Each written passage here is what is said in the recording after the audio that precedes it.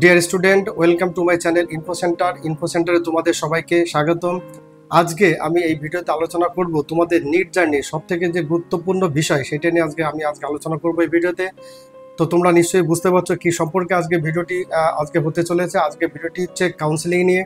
তোমরা বুঝতে পারছো যে কাউন্সিলিং ইম্পর্ট্যান্টটা কতটা। যদি তুমি ভালো রেজাল্ট করে থাকো, নিটে যদি তুমি ভালো রেজাল্ট করে থাকো, টপ রেজাল্টও করে থাকো, এবং তুমি যদি নিটের কাউন্সিলিংয়ে পার্টিসিপেট না করো, তাহলে কিন্তু তোমার নামে কোনো কলেজ অ্যালটমেন্ট হবে না। এবং যদি তুমি নিট কাউন্সিলিংয়ে যদি পার্টিসিপেট করে থাকো এবং যদি সেই তুমি সঠিক মতো না করে থাকো, তাহলে হয়তো তুমি তোমার স্বপ্নের যে কলেজটি তোমার নামে যেটা অ্যালটমেন্ট হতে পারতো, সেই কলেজটি হয়তো তুমি পাবে না, অর্থাৎ সেই সম্ভাবনা কিন্তু তোমার হারাবে। এবং সাথে সাথে এই নিটের যদি তুমি কাউন্সিলিংয়ে ঠিকঠাক মতো তার যে রেগুলেশন, তার যে রুলস আছে ঠিকঠাক মতো ফলো না করো, তাহলে তুমি হারাবে তোমার সেই সিকিউরিটি ডিপোজিট মানি, সেটাও তুমি যেমন লস করবে। এবং সাথে সাথে যেটা বললাম যে তুমি তোমার ড্রিম যে কলেজটি, সেই কলেজটি হয়তো তুমি নাও পেতে পারো। তাহলে আজকের এই ভিডিওতে আমি আলোচনা করব যে কখন, কোন স্টেপে, কোন সময় তোমার কাউন্সিলিংয়ে কী কী অ্যাকশন নিতে হবে, কী কী কাজ করবে, ইভেন কখন ফর্ম ফিল আপ করতে হবে, কখন তোমাকে ফি ডিপোজিট করতে হবে, কখন তোমাকে অপশন ফিল আপ করতে হবে। কাউন্সিলিংয়ের যে সমস্ত পয়েন্টগুলো আছে, যে সমস্ত সাইটগুলো আছে, প্রত্যেকটি সাইট নিয়ে আজকে খুঁটিনাটি বিস্তারিত আলোচনা করব এই ভিডিওতে আমি কাউন্সিলিং নিয়ে। তো চলো শুরু করা যাক আজকের ভিডিও।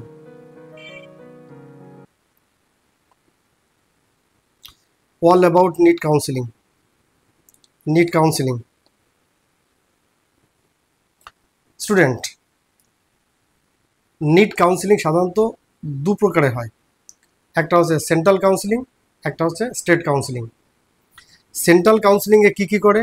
সেন্ট্রাল কাউন্সিলিংয়ে করে যে এমবিবিএস, বিডিএস, নার্সিং, এই যে এই কোর্সে যাওয়ার জন্য যে কাউন্সিলিং হয় সেটা করে এমসিসি। এবং যদি তুমি আয়ুষে যেতে চাও, তাহলে আয়ুষের কাউন্সিলিং করে 15% করে AA CCC। এবং যদি তুমি ভেটেরিনারি চুজ করো, ভেটেরিনারিতে কাউন্সিলিং করা হচ্ছে ভিসিআই, অর্থাৎ ভেটেরিনারি কাউন্সিলিং অফ ইন্ডিয়া। এটা নয় যে তুমি যদি শুধু এমসিসি পোর্টালে রেজিস্ট্রেশন করো তাহলে কিন্তু আয়ুষ হয়ে যাবে বা ভেটেরিনারি হয়ে যাবে, এটা নয়।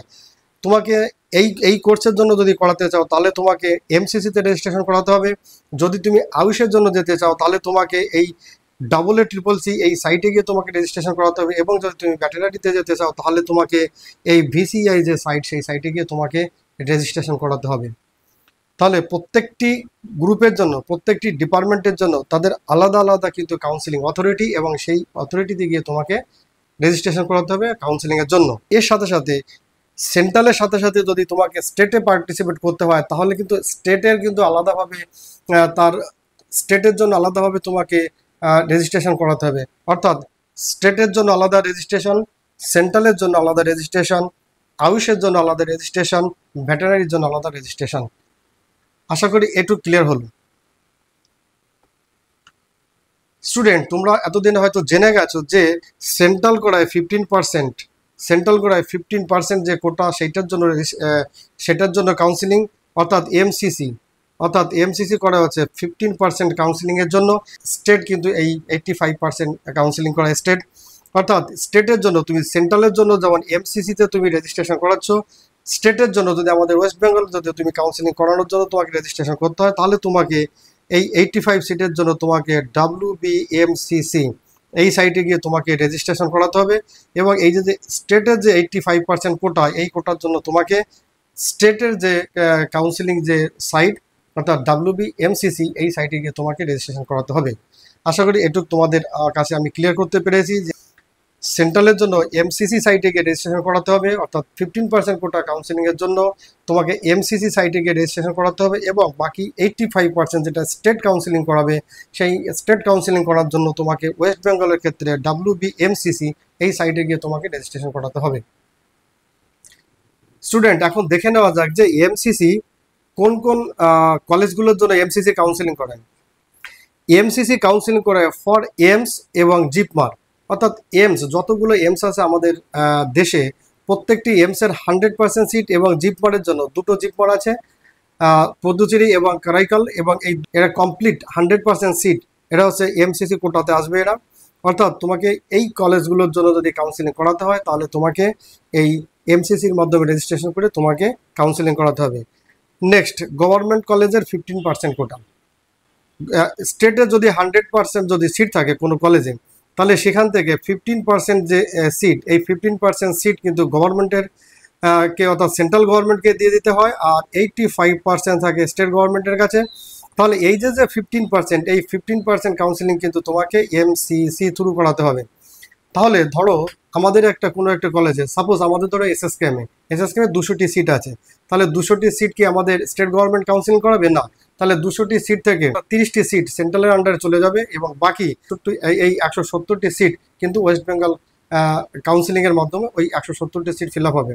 তাহলে ওই 30টা সিট কিন্তু অল ইন্ডিয়া কাউন্সিলিংয়ের মাধ্যমে এসএসকেএমে ওই 30 জন ক্যান্ডিডেট অর্থাৎ অল ইন্ডিয়া কাউন্সিলিংয়ে পার্টিসিপেট করে তারা ওই এসএসকেএমে আসতে পারবে। নেক্সট, সেন্ট্রাল ইউনিভার্সিটি, যতগুলো সেন্ট্রাল ইউনিভার্সিটি আছে অর্থাৎ এমবিবিএস এর জন্য, এই প্রত্যেকটি সেন্ট্রাল ইউনিভার্সিটির কিন্তু 100% সিট এটা এমসিসি থ্রু এটা কাউন্সিলিং হয়ে থাকে। সেন্ট্রাল ইউনিভার্সিটি কি আছে? আলিগড় মুসলিম ইউনিভার্সিটি, বিএইচও আছে, তারপর আছে ডিইউর আন্ডারে আবার আছে মৌলানা আজাদ, ইউসিএমএস এবং লেডি হার্ডিংস মেডিকেল কলেজ। তাহলে এই সমস্ত কলেজ দিল্লি যে ইউনিভার্সিটি তার আন্ডারে পড়ে। তাহলে এই যে সেন্ট্রাল ইউনিভার্সিটি যেগুলো আছে সেগুলোরও 100% যে কাউন্সিলিং সেটা এমসিসি থ্রু হয়ে থাকে। এছাড়া আছে ডিম ইউনিভার্সিটি, ডিম ইউনিভার্সিটির 100% যে কাউন্সিলিং সেটা কিন্তু এই এমসিসির মাধ্যমে হয়ে থাকে অর্থাৎ সেন্ট্রালের মাধ্যমে হয়ে থাকে। এখানে একটু তোমাদের সাধারণত কনফিউশন অনেক সময় দেখা যায়। ডিম ইউনিভার্সিটি একটু হায়ার যদি তুমি এটাকে মনে করো, অর্থাৎ ডিম ইউনিভার্সিটিতে পড়াশোনা করবার জন্য যে কস্ট যে প্রাইস সেটা অনেক হাই থাকে। প্রাইভেট ইউনিভার্সিটি, প্রাইভেট কলেজেসগুলো কিন্তু স্টেটের আন্ডারে আসে, সেটা স্টেট কাউন্সিলিংয়ের মাধ্যমে প্রাইভেট কলেজের যে সিটগুলো সেটা কিন্তু ফিল আপ হয়ে থাকে। তবে ডিম ইউনিভার্সিটি কিন্তু 100% এই এমসিসি অর্থাৎ সেন্ট্রাল কাউন্সিলিংয়ের মাধ্যমে এই ডিম ইউনিভার্সিটি কিন্তু ফিল আপ হয়ে থাকে, এবং কাউন্সিলিং অর্থাৎ ডিম ইউনিভার্সিটির জন্য কাউন্সিলিং কিন্তু এমসিসির মাধ্যমে হয়ে থাকে। এটা 100% ডিম ইউনিভার্সিটির জন্য যে কাউন্সিলিং সেটা এমসিসির মাধ্যমে হয়ে থাকে। এছাড়া এএফএমসি অর্থাৎ আর্ম ফোর্স মেডিকেল কলেজ, যদি তোমরা কেউ ডিফেন্সে যেতে চাও, যদি তোমাদের কেউ ডিফেন্সে যাওয়ার স্বপ্ন থাকে, তাহলে কিন্তু তোমাকে এই এমসিসি যে যখন তুমি রেজিস্ট্রেশন করাবে, তখন এমসিসি রেজিস্ট্রেশনের যখন তুমি করাবে, যখন তুমি অপশন চয়েস করবে, যখন তুমি কোন কোন কলেজ তুমি পেতে চাও যখন চয়েস করবে, তখন কিন্তু তোমাকে সেখানে এফএমসিকে টিক করতে হবে। যদি তুমি ওই সময় এফএমসি টিক না করো, তাহলে কিন্তু তুমি এফএমসি থেকে আউট হয়ে যাবে।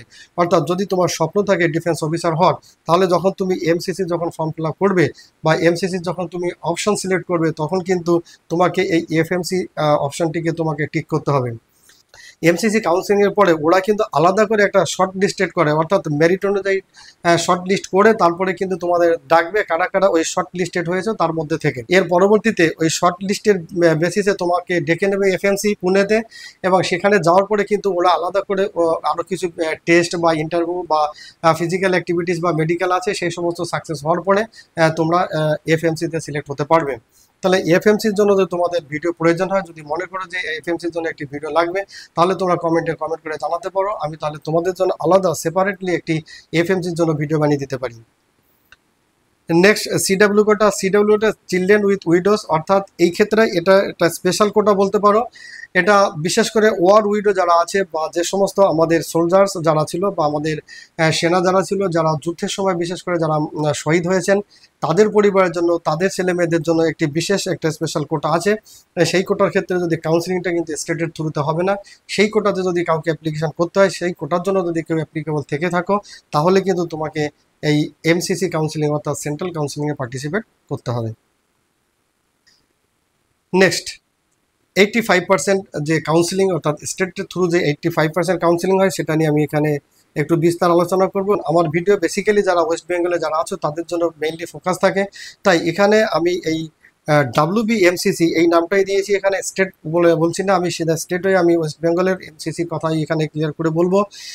ওয়েস্ট বেঙ্গল ক্ষেত্রে যেটা বললাম যে 85% সিট যেটা হচ্ছে WBMCCর আন্ডারে, এই 85% যে সিট এটা WBMCC আন্ডারে এর কাউন্সিলিং হবে। এবং আমাদের স্টেটে যে সমস্ত প্রাইভেট কলেজ আছে, আমাদের স্টেটের প্রাইভেট কলেজে কিন্তু 100% সিট এই WBMCCর মাধ্যমে ফিল আপ হয়ে থাকে। যেটা আমি তোমাকে বললাম, এখানে প্রাইভেট কলেজ এবং যেটা সেন্ট্রালের ক্ষেত্রে বলেছিলাম, ওখানে কিন্তু ডিম ইউনিভার্সিটি কথা বলেছিলাম।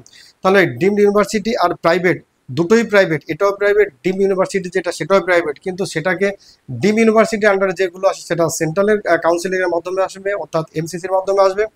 আর নর্মাল সাধারণ যে সমস্ত প্রাইভেট কলেজগুলো আছে, স্টেটের আন্ডারে যে সমস্ত প্রাইভেট কলেজগুলো আছে, সেটার 100% সিট কিন্তু এই WBMCCর মাধ্যমে কমপ্লিট হবে, অর্থাৎ ফিল আপ হবে। আর যখন তুমি এই স্টেট কাউন্সিলিং করাবে তখন কিন্তু তোমার সেই স্টেটের ডোমিসাইল যে সার্টিফিকেট সেটা কিন্তু মাস্ট। ডোমিসাইল নিয়ে যদি তোমাদের আলাদা ভিডিও প্রয়োজন হয়, যদি ডোমিসাইল নিয়ে তোমাদের আরও কিছু আলাদা জানার প্রয়োজন হয়, তাহলে কমেন্টে কমেন্ট করে জানাবে। আমি পার্টিকুলারলি ডোমিসাইল নিয়ে একটি ভিডিও বানিয়ে তোমাদের জন্য আমি একটি ভিডিও বানিয়ে দিতে পারি। প্রাইভেট কলেজের জন্য স্টেটকে দুভাগে ভাগ করা হয়েছে, ওপেন স্টেট এবং ক্লোজ স্টেট। ওপেন স্টেট সেই সব স্টেটগুলোকে বলা হয় যে সমস্ত স্টেটের প্রাইভেট কলেজে আদার স্টেটের স্টুডেন্টরা এসে তারা সেখানে অ্যাডমিশন নিতে পারে এবং তারা সেখানে মেডিকেল কোর্স করতে পারে, সেই জন্য তাদের কোনো বাধা বা কোনো আদার্স কোনো যে রেগুলেশন বা রুল রেগুলেশনের মধ্যে তাদের পড়তে হবে না। ক্লোজ স্টেট আমরা সেই স্টেটকে বলবো যে স্টেটে আদার স্টেটের স্টুডেন্টরা এসে সেই স্টেটে এসে তারা কোনো প্রাইভেট কলেজে অ্যাডমিশন নিতে পারবে না। এরকম যদি আমরা স্টেটগুলোর কথা বলে থাকি, সেখানে আমরা বলতে পারি মহারাষ্ট্র, গুজরাট, উড়িষ্যা, এই যে যে ধরনের স্টেট, এইসব স্টেটে কিন্তু তুমি প্রাইভেট কলেজে অ্যাডমিশন নেওয়ার জন্য তুমি বাইরের স্টেট থেকে গিয়ে এই সমস্ত স্টেটে তুমি অ্যাডমিশন নিতে পারবে না। তবে হ্যাঁ, তোমাকে যদি ওই সমস্ত স্টেটে যেতে হয় তাহলে অল ইন্ডিয়া কোটা যে 15% কোটা আছে এবং সেটা গভর্নমেন্ট কলেজের জন্য, তুমি সেখানে তাহলে যেতে পারবে। কিন্তু প্রাইভেট কলেজে তুমি যদি অ্যাডমিশন করতে চাও তাহলে কিন্তু এইসব স্টেটে গেলে তুমি সেখানে অ্যাডমিশন নিতে পারবে না। অর্থাৎ MBBS করার জন্য প্রাইভেট কলেজে এই ক্লোজ স্টেটে যদি তুমি যাও তাহলে তোমাকে অ্যাডমিশন সেখানে হবে না বা তুমি সেখানে নিতে পারবে না।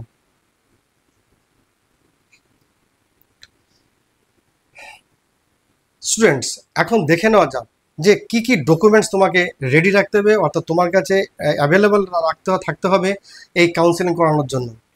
তোমাকে ক্লাস 10 এবং 12-এর মার্কশিট এবং সার্টিফিকেট তোমাকে তোমার কাছে অ্যাভেলেবেল রাখতে হবে। তোমরা জানো যে ওয়েস্ট বেঙ্গল বোর্ড থেকে যারা পড়াশোনা করো তোমাদের মার্কশিট এবং সার্টিফিকেট আলাদা, অর্থাৎ তোমাদের ক্ষেত্রে মার্কশিট এবং সার্টিফিকেট দুটোই অ্যাভেলেবেল রাখতে হবে ক্লাস 10 এবং ক্লাস 12-এর জন্য। আর যারা CBSE বোর্ড থেকে যারা পড়াশোনা করেছো, পাস করেছো, তাদের ক্ষেত্রে একটাই সার্টিফিকেট হয়, অর্থাৎ মার্কশিট কাম সার্টিফিকেট তাদের জন্য একটাই। অতএব তোমরা কিন্তু ঘাবড়াবে না বা তোমাদের কিন্তু চিন্তা করার ব্যাপার নেই যে ওদের কাছে দুটো সার্টিফিকেট আর তোমার কাছে একটা। তবে এমন বিষয় না, এটা বোর্ডও জানে, MCC যারা করাবে, MCC কাউন্সিলিং যে অথরিটি তারাও জানে যে CBSE বোর্ড থেকে যারা পাস করে তাদের কিন্তু সার্টিফিকেট একটাই হয়। নেক্সট যেটা যেটা স্টেট কাউন্সিলিংয়ের জন্য খুবই ইম্পর্ট্যান্ট, ভেরি ভেরি ইম্পর্ট্যান্ট, সেটা হচ্ছে ডোমিসাইল সার্টিফিকেট। স্টেট কাউন্সিলিংয়ে পার্টিসিপেট করবার জন্য তোমাকে ডোমিসাইল সার্টিফিকেট অবশ্যই দরকার, অর্থাৎ যে স্টেটের জন্য তুমি কাউন্সিলিং করাবে সেই স্টেটের ডোমিসাইল সার্টিফিকেট তোমাকে লাগবে এবং সেটা প্রয়োজন। যদি তুমি ওয়েস্ট বেঙ্গল কাউন্সিলিংয়ে তুমি পার্টিসিপেট করতে চাও তাহলে তোমাকে ওয়েস্ট বেঙ্গলের ডোমিসাইল অবশ্যই হতে হবে। ডোমিসাইল নিয়ে যদি তোমাদের আলাদা ভিডিও প্রয়োজনে আমাকে কমেন্ট করে জানাবে, তাহলে আমি শুধুমাত্র ডোমিসাইলের উপরে তোমাদের জন্য আলাদা একটা ভিডিও বানিয়ে দিতে পারি। TC, মাইগ্রেশন সার্টিফিকেট, এইগুলো তোমাকে রাখতে হবে। TC তোমরা স্কুল থেকে পেয়ে যাবে। SLC means school living certificate, বা কখনো কখনো সেটাকে TCও বলতে পারো। আর মাইগ্রেশন সার্টিফিকেট যেটা বোর্ড থেকে দেয়, তুমি স্কুলে অ্যাপ্লিকেশন করতে পারো যে আমার মাইগ্রেশন সার্টিফিকেট লাগবে, আমাকে নিটে যে অ্যাডমিশনের ব্যাপার আছে সেখানে মাইগ্রেশন সার্টিফিকেট লাগবে। মাইগ্রেশন সার্টিফিকেট সাধারণত কখন লাগে, যখন তোমার কোনো বোর্ড চেঞ্জ হয়ে যায়। অর্থাৎ তুমি অর্থাৎ তুমি মনে করো যে তুমি এক্স বোর্ডে পড়াশোনা করছো, তুমি এখন সেই পড়াশোনা কমপ্লিট করে তুমি ওয়াই বোর্ডে যাচ্ছ, তাহলে এক্স বোর্ড থেকে তোমাকে মাইগ্রেশন সার্টিফিকেট নিয়ে যেতে হবে ওয়াই বোর্ডে তোমাকে অ্যাডমিশন নেওয়ার জন্য বা স্টাডি করার জন্য। যদি সেম বোর্ডে থাকো তাহলে কিন্তু মাইগ্রেশন সার্টিফিকেট লাগে না। তাহলে মাইগ্রেশন সার্টিফিকেট লাগে যখন তোমার স্টাডির জন্য বোর্ড চেঞ্জ হয়ে যায়, অর্থাৎ তুমি এক বোর্ড থেকে অন্য বোর্ডে যাচ্ছ, সেই ক্ষেত্রে তোমার মাইগ্রেশন সার্টিফিকেট প্রয়োজন। তাহলে এক্ষেত্রে তুমি হয়তো CBSE বোর্ডে ছিলে, তুমি হয়তো ওয়েস্ট বেঙ্গল বোর্ডে ছিলে, কিন্তু তুমি এখন মেডিকেল পড়াশোনা করতে যাচ্ছ, তাহলে তোমার বোর্ডটি এখানে চেঞ্জ হয়ে যাবে, সেই জন্য তোমার এখানে মাইগ্রেশন সার্টিফিকেট প্রয়োজন। যদিও ওয়েস্ট বেঙ্গলের ক্ষেত্রে মাইগ্রেশন সার্টিফিকেটের উপর খুব একটা জোর দেওয়া হয় না, এটা বিশেষ করে ডকুমেন্ট ভেরিফিকেশনও হয়তো গতবারে যেমন 2024-এ যে ডকুমেন্ট ভেরিফিকেশন হয়েছিল তখন কিন্তু মাইগ্রেশন সার্টিফিকেটটি চাওয়া হয়নি। তবে কখনো কখনো কোনো কলেজে অ্যাডমিশনের সময় যখন তুমি অ্যাডমিশন নিতে যাবে তখন হয়তো তোমার কাছে এই মাইগ্রেশন সার্টিফিকেটটি চাইতে পারে, সেই জন্য তুমি অবশ্যই মাইগ্রেশন সার্টিফিকেটটি তোমার কাছে এনে রাখবে এবং তোমার কাছে এটা যেন অ্যাভেলেবেল থাকে। এরপরে যেটা দরকার সেটা হচ্ছে নিট অ্যাপ্লিকেশন ফর্ম, অর্থাৎ তোমরা যখন অ্যাপ্লিকেশন করেছিলে, নিটের ফর্ম ফিল আপ করেছিলে, সেটাকে বলা হচ্ছে NEET application form. NEET application ফর্মটি যদি তোমার কাছে এখন অ্যাভেলেবেল না থাকে নিশ্চয়ই PDF করে রেখে দিয়েছো, PDF থেকে প্রিন্ট আউট করে রেখে নেবে। Next, NEET admit card. NEET admit card যে পরীক্ষা হলে জমা নিয়ে নেয় এটা সবাই জানে, তাহলে কি করবে, তাহলে নিট অ্যাডমিট কার্ডের কথা কেন এখানে বলা হচ্ছে, কারণ যে PDFটি তুমি তোমার কাছে রেখে দিয়েছো সেখান থেকে তুমি প্রিন্ট আউট বের করে নেবে, সেখানে তোমার নিজের সাইন বা থাম্ব ইমপ্রেশন তুমি লাগিয়ে নিয়ে যাও, সেটাই যথেষ্ট। প্রিন্টটা একটু ভালো করে করবে, কারণ যে ইমেজের যে ফটোটি তোমার থাকবে অ্যাডমিট কার্ডের উপরে সেটা যেন ভালো করে বোঝা যায়, সেটা যেন ক্লারিটি থাকে, তোমার ফেসটি যেন ভালো করে বোঝা যায়। তাহলে যদি তোমার কাছে কোনো কপি থেকে না থাকে তাহলে পিডিএফ থেকে তুমি একটি প্রিন্ট আউট বের করে অ্যাডমিট কার্ডটি তোমার কাছে রাখবে। Next, NEET score card. এটা অবশ্যই তো তোমরা এতদিনে পেয়ে গেছো, রেজাল্টও বেরিয়ে গেছে, তোমরা দেখে নিয়েছো, নিশ্চয়ই ডাউনলোড করে নিয়েছো। ডাউনলোড করে পিডিএফ আকারে সেভ করেছো, ইটস ওকে, গুড। এবং সাথে সাথে তোমাদের এখন কর্তব্য সেখান থেকে একটি ভালো প্রিন্ট আউট বের করে নিয়ে তুমি তোমার ফাইলে সেটা কি রেখে দাও। নেক্সট হচ্ছে ক্যাটাগরি সার্টিফিকেট। যদি তুমি কোনো রিজার্ভ ক্যাটাগরির মধ্যে পড়ে থাকো তাহলে তোমাকে অবশ্যই ক্যাটাগরি সার্টিফিকেট তোমাকে রেডি করে রাখতে হবে। ক্যাটাগরির ব্যাপারে একটু তোমরা ভালো করে দেখে নেবে, যারা বিশেষ করে ওবিসি এ, ওবিসি বি এবং ইডাব্লিউএস ক্যাটাগরির মধ্যে যারা পড়বে তারা কিন্তু তোমাদের যে ভ্যালিডিটি ব্যাপারটা সেটা কিন্তু তোমরা দেখে নেবে। এসসি এসটিদের ক্ষেত্রে ভ্যালিডিটির কোনো ব্যাপার নেই, অর্থাৎ ভ্যালিডিটি নিয়ে কোনো প্রশ্ন থাকে না। যদি তোমাদের সার্টিফিকেটটি পুরানো থেকে থাকে তবে কিন্তু তোমাকে সেটা নতুন করতে হবে, অর্থাৎ অনলাইন সার্টিফিকেটে তোমাকে সেটাকে কনভার্ট করাতে হবে। ডকুমেন্ট ভেরিফিকেশনের সময় যদি তোমার সার্টিফিকেটটি কম্পিউটারে ওই তোমার সার্টিফিকেটের নাম্বারটি দিয়ে চেক করার সময় যদি তারা দেখতে না পায় তাহলে কিন্তু তোমার সার্টিফিকেটটি গ্রান্ট করবে না। তাহলে যাদের কাছে ওল্ড সার্টিফিকেট আছে, যাদের কাছে পুরানো সার্টিফিকেট আছে যেটা কম্পিউটারে শো করছে না, যদি তোমার এরকম মনে হয় তাহলে তুমি সেইটার অবশ্যই এখনও তোমাদের হাতে এখনও সময় আছে।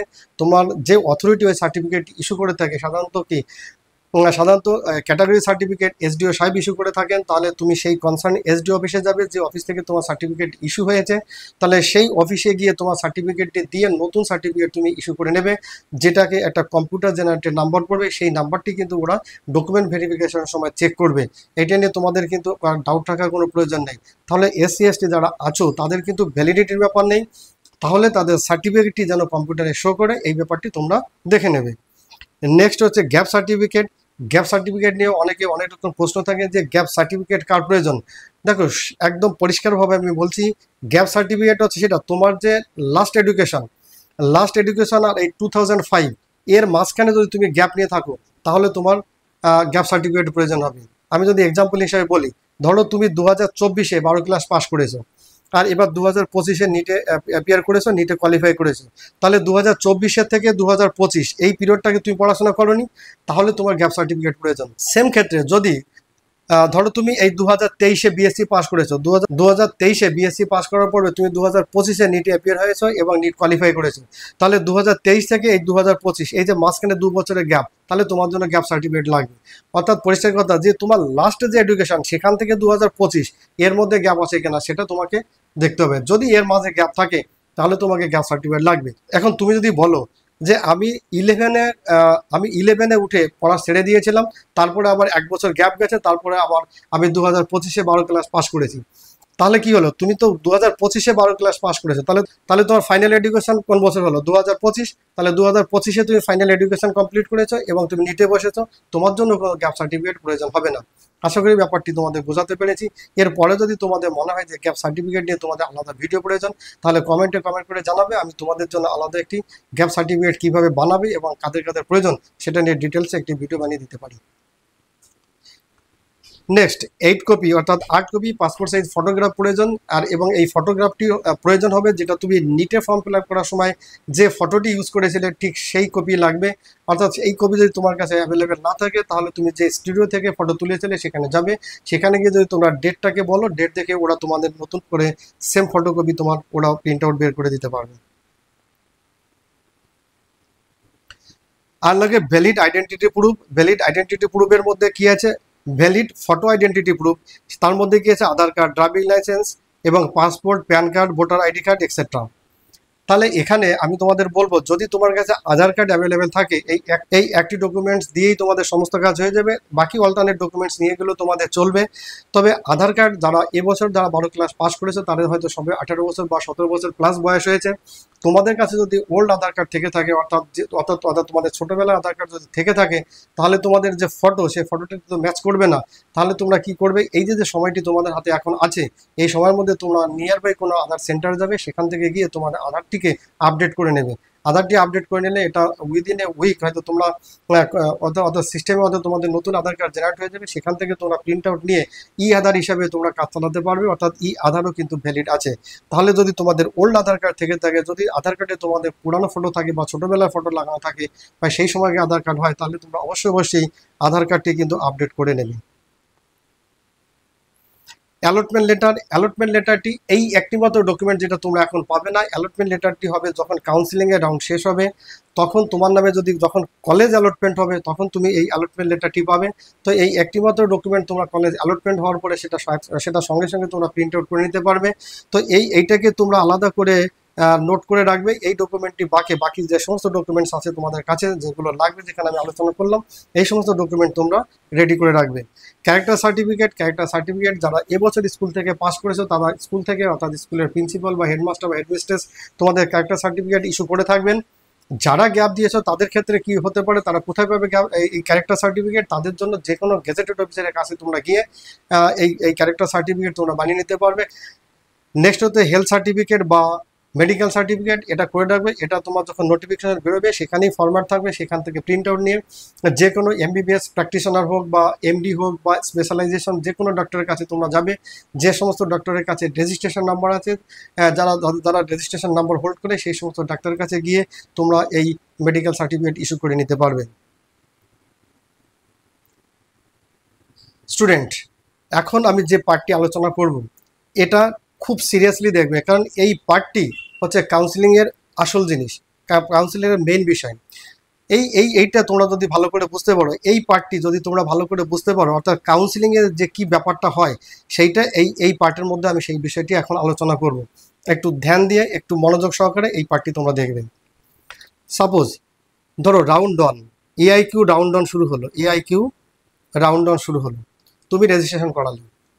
এই এআইকিউ রাউন্ড অন শুরু হলো, রেজিস্ট্রেশন করালে, এই প্রসেস চলতে চলতে তোমাকে স্টেটের ক্ষেত্রে কিন্তু রাউন্ড অন শুরু হয়ে যাবে। স্টেটের ক্ষেত্রে তোমার রাউন্ড অন শুরু হয়ে যাবে। এটা নয় কি যে সেন্ট্রালের রাউন্ড অন শেষ হবে, কমপ্লিট হয়ে যাবে প্রসেস, তারপরে স্টেটে করবে, নট লাইক দ্যাট। সেন্ট্রালের রাউন্ড ওয়ান চলাকালীন, অর্থাৎ এটা শেষ হওয়ার আগেই স্টেটের কিন্তু রাউন্ড অন শুরু হয়ে যাবে।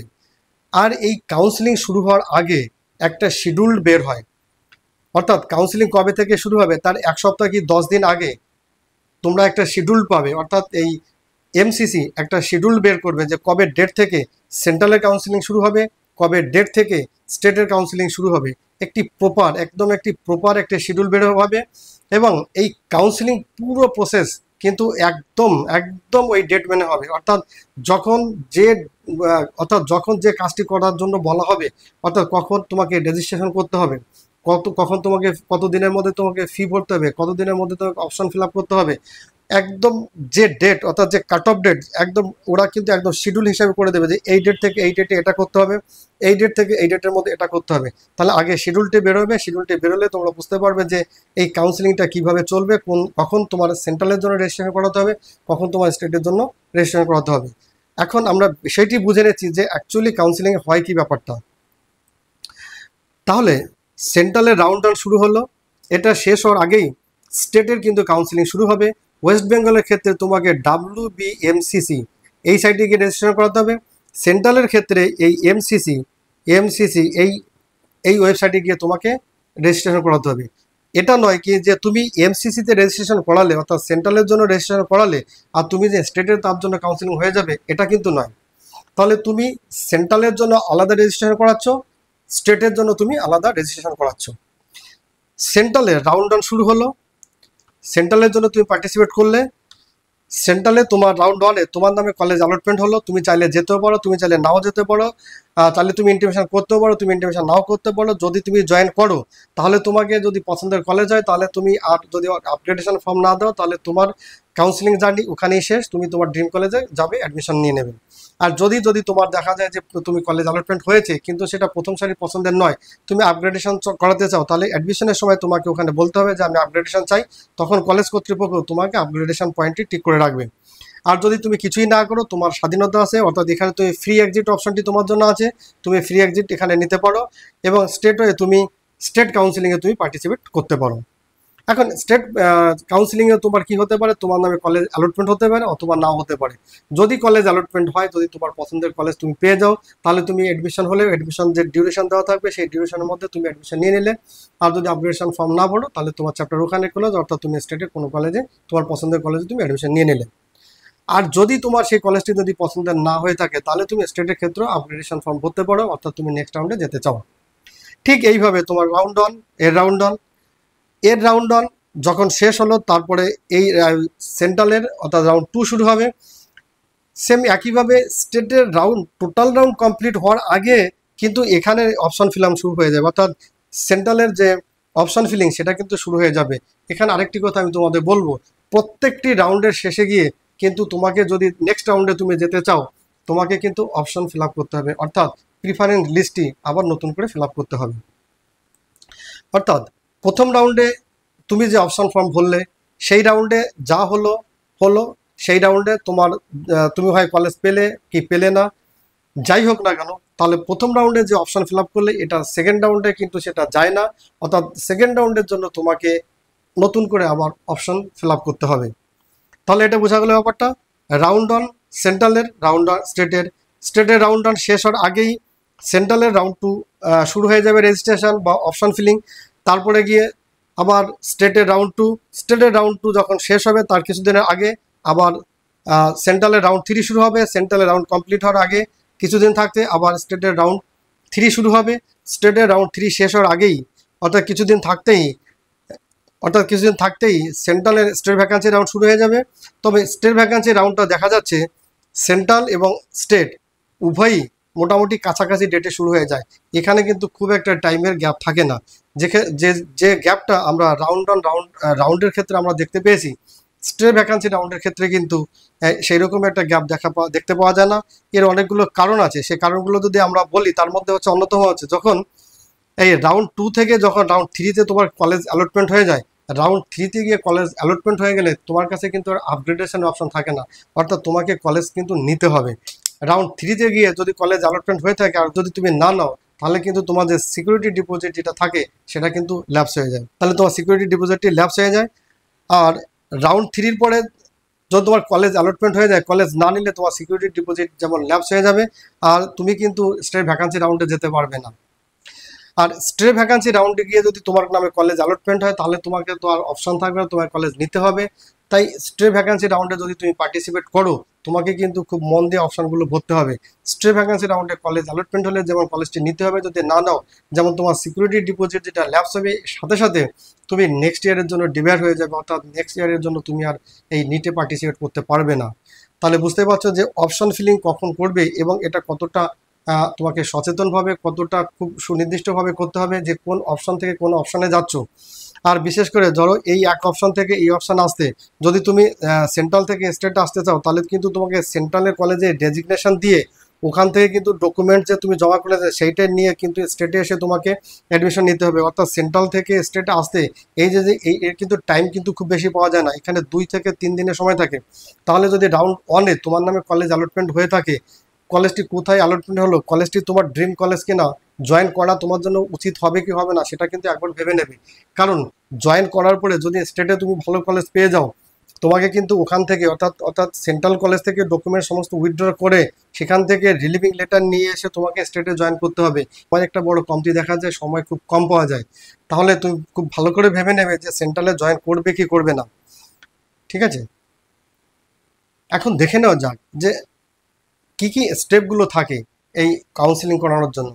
এখানে যেটা আলোচনা করলাম R1 দিয়ে, R2 দিয়ে, R3 দিয়ে, এটা হচ্ছে কতগুলো ধাপ হয় সেইটা।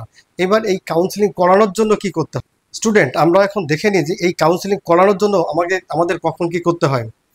MCC will release schedule for NEET counselling, যেটা তোমাদের বললাম যে যখন থেকে কাউন্সিলিং শুরু হবে অর্থাৎ যে ডেট থেকে কাউন্সিলিং শুরু হবে, আমি তোমাদের পরে একটা স্লাইডে তোমাদের দেখিয়ে দেবো যে এই রুটিনটা বা এই শিডিউলটা কেমন হয়। অর্থাৎ কাউন্সিলিং শুরু হওয়ার আগে অর্থাৎ যেদিন থেকে শুরু হবে তার মোস্ট প্রবাবলি 1 সপ্তাহ আগে একটি শিডিউল বের করবে এমসিসি। সেই শিডিউলটা কি থাকবে, প্রত্যেকটা ডিটেলস দেওয়া থাকবে যে কখন তোমাকে কি করতে হবে। আর ওই শিডিউল অনুযায়ী তোমার প্রত্যেকটি কাজ চলবে, অর্থাৎ কাউন্সিলিংয়ের সমস্ত কাজ ওই শিডিউল অনুযায়ী চলবে। অর্থাৎ কখন তোমাকে রেজিস্ট্রেশন করাতে হবে, তার যদি তুমি একদিন কেন তুমি যদি আধা ঘন্টা আগে যদি রেজিস্ট্রেশন করাও তুমি রেজিস্ট্রেশন করতে পারবে না, তুমি সাইটে গিয়ে দেখবে যে ওই সাইটটি দেখাচ্ছে না। তাহলে ওই শিডিউলে একদম টাইম টু টাইম যেটা দেওয়া থাকবে সেইভাবে তোমাকে কাজগুলো করে যেতে হবে।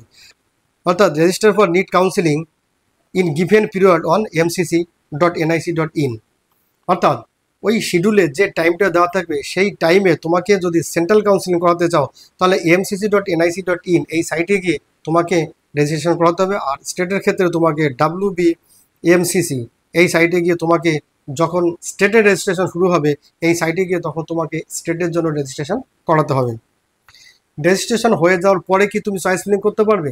না, রেজিস্ট্রেশন হয়ে যাওয়ার পরে ফি প্রদানের জন্য ওই শিডিউলে টাইম দেওয়া থাকবে, অর্থাৎ কোন ডেট থেকে কোন ডেটের মধ্যে তোমাকে ফি প্রদান করতে হবে। যখন তুমি ফি প্রদান করবে তখনই তুমি কিন্তু অপশন ফর্ম ফিল আপ করতে পারবে। তাহলে প্রথমে রেজিস্ট্রেশন করছো, রেজিস্ট্রেশন করার পরে নির্দিষ্ট টাইমের মধ্যে তুমি ফি দিয়ে দিচ্ছ, ফি দেওয়ার জন্য টাইম দেওয়া থাকবে, অপশন ফিল আপের জন্য টাইম দেওয়া থাকবে।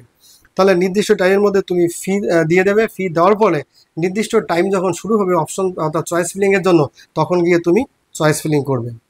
স্টুডেন্ট, যে ফি এর কথাটা বললাম, আমরা একটু ফি স্ট্রাকচারটা দেখে নিই যে কত টাকা ফি দিতে লাগে। যদি তুমি জেনারেল এবং ইডাব্লিউএস ক্যান্ডিডেট হয়ে থাকো এবং গভর্নমেন্ট কলেজের জন্য যদি তুমি কাউন্সিলিং করতে চাও তাহলে তোমাকে 1000 টাকা রেজিস্ট্রেশন চার্জ এবং 10,000 টাকা তোমাকে সিকিউরিটি ডিপোজিট এটা তোমাকে দিতে হবে। অর্থাৎ সেন্ট্রালের জন্য যদি তুমি রেজিস্ট্রেশন করে থাকো তাহলে এখানে 11,000 টাকা। সেম ওয়েতে কিন্তু রেজিস্ট্রেশন যদি তুমি স্টেটের জন্য করে থাকো তাহলে সেখানেও কিন্তু স্টেটের জন্য আলাদা করে ফি দিতে হবে। এটা নয় কি যে তুমি সেন্ট্রালে ফি দিয়েছো বলে স্টেটে দিতে হবে না, সেটা নয় কিন্তু। অর্থাৎ যখন তুমি সেন্ট্রালের জন্য তুমি রেজিস্ট্রেশন করাচ্ছ তাহলে জন্য তোমাকে আলাদা করে ফি দিতে হবে, স্টেটের জন্য যখন তুমি রেজিস্ট্রেশন করাবে তখন স্টেটের জন্য তোমাকে আলাদা করে ফি দিতে হবে। তাহলে জেনারেল এবং ইডাব্লিউএস এর জন্য 1000 আর 10,000 টাকা যেটা বললাম সিকিউরিটি অ্যামাউন্ট। যদি তোমার কাউন্সিলিং প্রসিজার সব ঠিকঠাক মতো থাকে, যদি তুমি কোথাও তোমাদের রুল ব্রেক না করো কাউন্সিলিংয়ের, তাহলে এই যে 10,000 সিকিউরিটি ডিপোজিট অ্যামাউন্ট এটা কিন্তু তুমি ফেরত পেয়ে যাবে। আর রিজার্ভ ক্যান্ডিডেটের ক্ষেত্রে রেজিস্ট্রেশন চার্জ হচ্ছে 500 টাকা এবং সিকিউরিটি ডিপোজিট হচ্ছে 5,000 টাকা। অর্থাৎ সেন্ট্রাল এবং স্টেটের জন্য আলাদা আলাদা ফর্ম ফিল আপ, আলাদা আলাদা ফি প্রদান।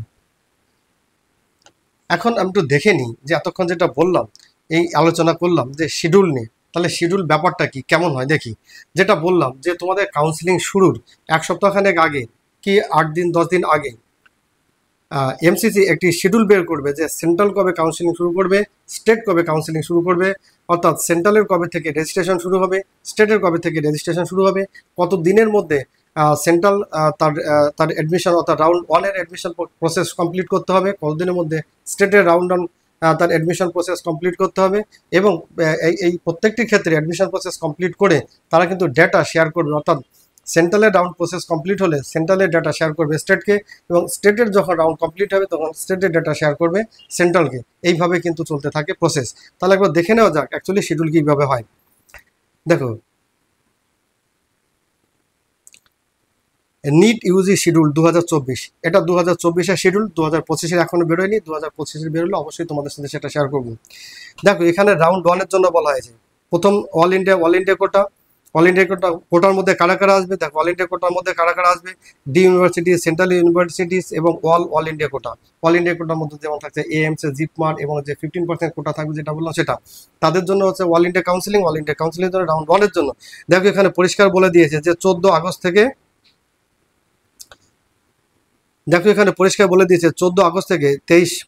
23 আগস্টের মধ্যে প্রথম রাউন্ড কমপ্লিট করতে হবে। অর্থাৎ সেন্ট্রালের ক্ষেত্রে 14 আগস্ট থেকে 23 আগস্ট এই যে স্প্যান টাইম ডিউরেশন, এর মধ্যে সেন্ট্রালের রাউন্ড 1 কমপ্লিট করতে হবে। তারপরে দেখো, কমপ্লিট করার পরে এই রাউন্ড কমপ্লিট করে দেখো কি করতে হবে, sharing of joint candidate data by MCC.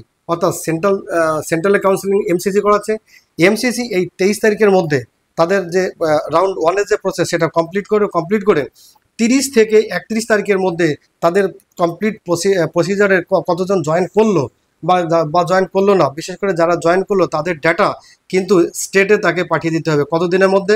30 এবং 31, অর্থাৎ 2 দিনের মধ্যে রাউন্ড 1 যখন কমপ্লিট হয়ে যাবে সেন্ট্রালে, সেই ডাটা কিন্তু স্টেটে তারা পাঠিয়ে দেবে কারা, এমসিসি। এবং দেখো, লাস্ট জয়েনিং ডেট 29 আগস্ট 2024, অর্থাৎ ফার্স্ট রাউন্ডের ক্ষেত্রে যারা অল ইন্ডিয়া যাদের কলেজ অ্যালটমেন্ট হবে তাদের কিন্তু লাস্ট জয়েনিং ডেট থাকবে 29 আগস্ট। অর্থাৎ আমরা 14 আগস্ট থেকে 23 আগস্টের মধ্যে সমস্ত প্রসিডিং ওদের কমপ্লিট হয়ে যাবে। এবং জয়েনিংয়ের যে ডেট সেটা দেখো বলা হয়েছে 29 আগস্টের মধ্যে। 30 এবং 31 তারিখের মধ্যে এমসিসিকে ডাটা শেয়ার করে দিতে হবে কাকে, স্টেটকে, যে সেন্ট্রাল কাউন্সিলিংয়ের মাধ্যমে এই স্টেট থেকে এই স্টুডেন্ট জয়েন করেছে। তাহলে এইভাবে শিডিউল চলতে থাকবে। তেমনি দেখো, স্টেটের ক্ষেত্রে স্টেটে 21 আগস্ট থেকে দেখো ওদের রেজিস্ট্রেশন শুরু হয়েছিল, তাহলে সেন্ট্রালে শুরু হয়েছিল 14 থেকে প্রথম রাউন্ড 23 আগস্টের মধ্যে, আর স্টেটে দেখো শুরু হয়েছে কাউন্সিলিং প্রসেস 21 আগস্ট থেকে। অর্থাৎ সেন্ট্রালে শেষ হয়েছে কিন্তু দেখো 23 আগস্ট, স্টেটে শুরু হয়ে গেছে 21 আগস্ট, অর্থাৎ শেষ হওয়ার দুদিন আগে থেকেই কিন্তু স্টেটের প্রসিডিং শুরু হয়ে গেছে। তাহলে বুঝতে পারছো যে সেন্ট্রাল এবং স্টেট এরা পাশাপাশি অর্থাৎ সাইড বাই সাইড চলতে থাকবে। তেমনি স্টেটে দেখো জয়নিং টাইমে কি দিয়েছে, জয়নিং টাইম দিয়েছে 5 সেপ্টেম্বর, অর্থাৎ স্টেটের যে কাউন্সিলিং চলছিল 21 থেকে 29 আগস্ট, এবং জয়নিংয়ের লাস্ট জয়নিং ডেট দিয়েছে 5 সেপ্টেম্বর। এবং স্টেটকে ডাটা শেয়ার করতে হবে কাকে, সেন্ট্রালকে, কত 6 এবং 7 সেপ্টেম্বরের মধ্যে, অর্থাৎ লাস্ট জয়নিং দেখো 5 সেপ্টেম্বর দিয়েছে, আর স্টেটকে ডাটা শেয়ার করতে হবে এমসিসিকে, সেটা 6 এবং 7 সেপ্টেম্বরের মধ্যে।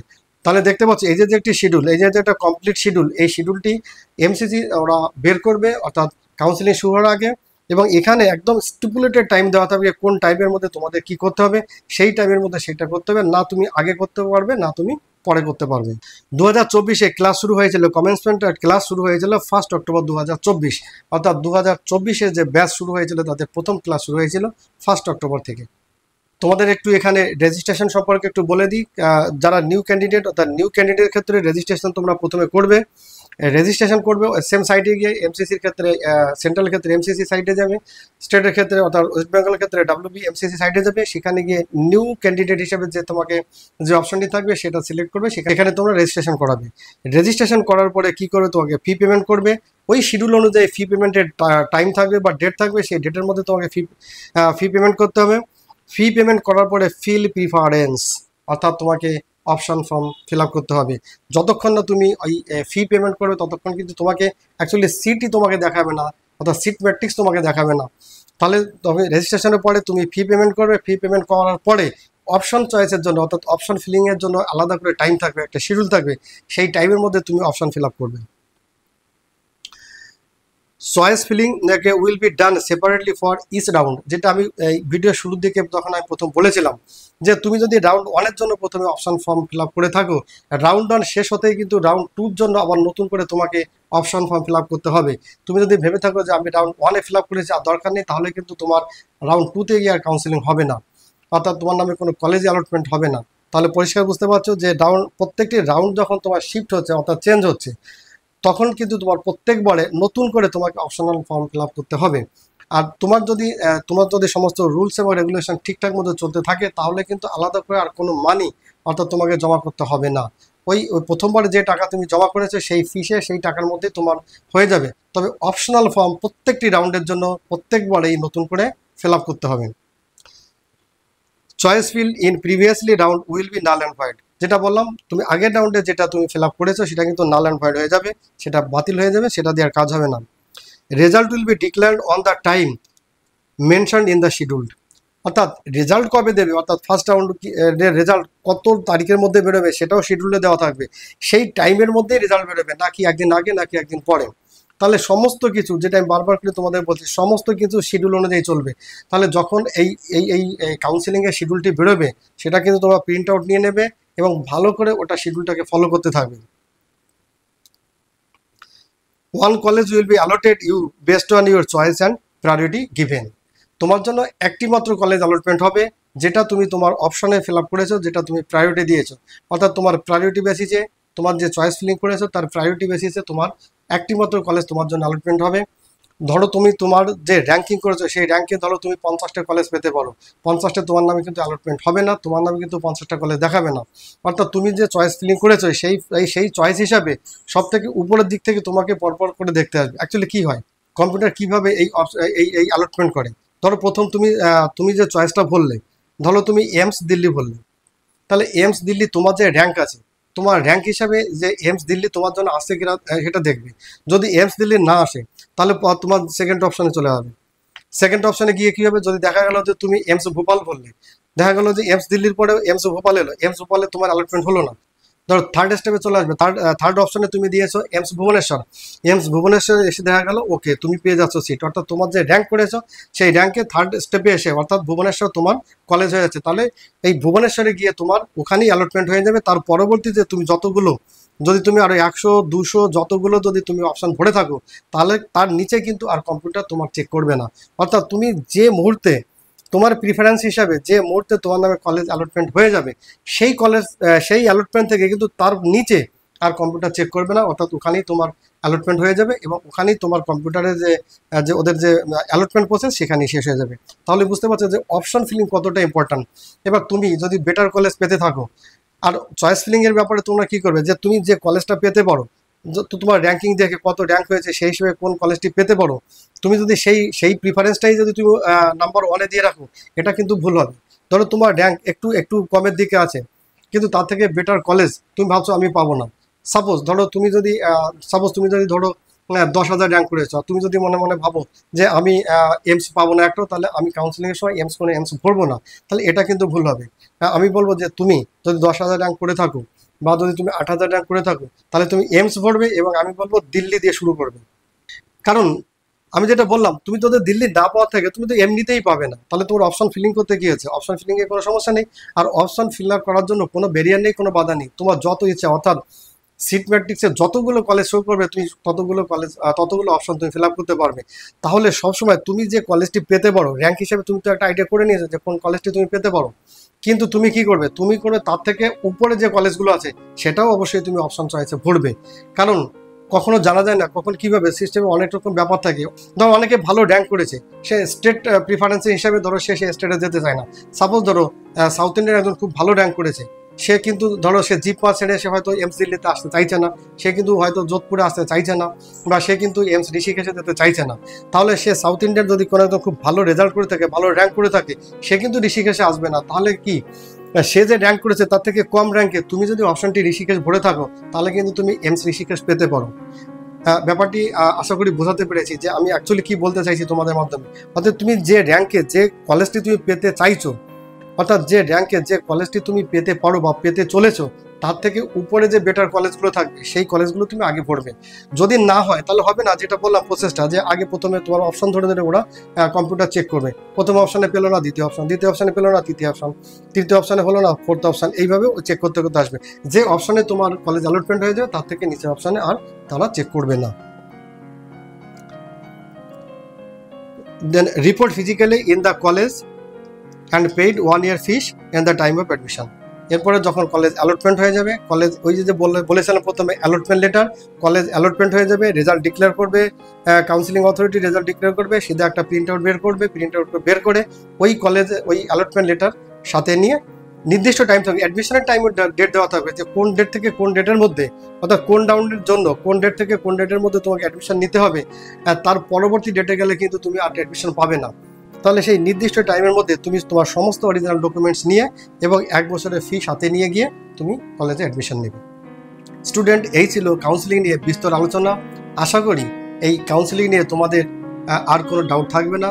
তোমরা হয়তো তোমাদের মধ্যে একটা কনফিডেন্স তোমরা এখন পেয়ে যাবে, কাউন্সিলিং করাতে পারবে নিজেদের মতো। যদি কাউন্সিলিং নিয়ে তোমাদের মনে যদি কোনো রকম ডাউট থেকে থাকে, তাহলে তোমরা আমাকে কমেন্ট বক্সে কমেন্ট করে জানাতে পারো। তো স্টুডেন্ট, তোমরা সবাই ভালো থেকো, সুস্থ থেকো। Thank you.